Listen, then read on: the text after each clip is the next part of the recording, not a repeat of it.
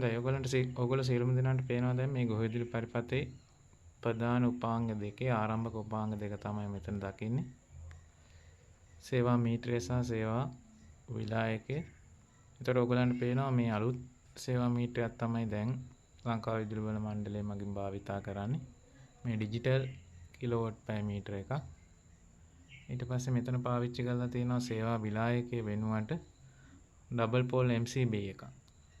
එතකොට ඉස්සර ආපු සේවා විලායකයේ පියුස් එක වෙනුවට ඩබල් පෝල් MCB එකක්. එතකොට මෙතනින් තමයි සැපයුම සීමා කරලා දෙන්නේ. ඔයගොල්ලන්ට පේනවා ඇම්පියර් 32ක ධාරාගයකින් යුත් ඩබල් පෝල් MCB එකක් තමයි පාවිච්චි කරලා දෙන්නේ.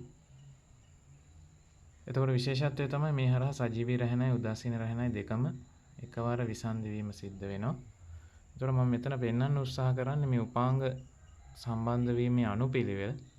මොකද හේතුව ගොඩක් වෙලාවට විද්‍යා විෂය නිර්දේශයේදී දුවදරුවෝ ඉගෙන ගන්න පළමුවෙන් සැපයුම සේවා විලායකයට සම්බන්ධ වෙලා ඊට පස්සේ සේවා මීටරයට සම්බන්ධ වෙනවා කියලා. හැබැයි ඒ ක්‍රමවේදය අතීතයේ තමයි භාවිතා වුනේ.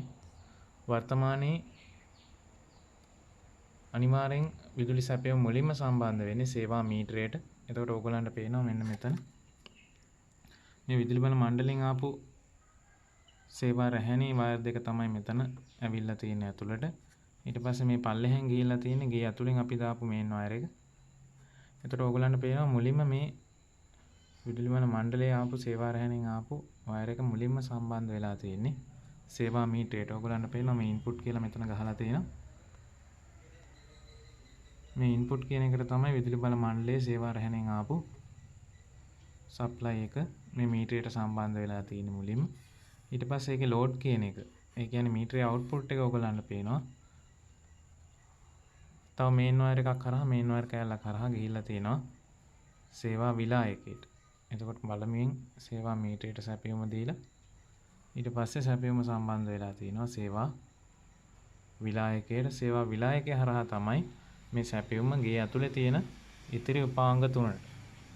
මොකද ප්‍රධාන පරිපථ උපාංග පහයි තියෙන්නේ. පහෙන් මීටර බොක්ස් එක ඇතුලේ මීටර බොක්ස් එක ඇතුලේ ඉන්නේ සේවා මීටරය සහ සේවා විලායකය. එතකොට ඔන්න ඔබට හොඳින් පැහැදිලි මුලින්ම සැපයුම සම්බන්ධ වෙලා තියෙන සේවා මීටරයට. ඊට පස්සේ ඒ හරහා දෙවැනියට සැපයුම සම්බන්ධ වෙලා තියෙනවා සේවා විලායකයට. සේවා විලායකයෙන් පස්සේ තමයි ගේ ඇතුළට විදුලි සැපයුම සම්බන්ධ වෙලා තියෙන්නේ.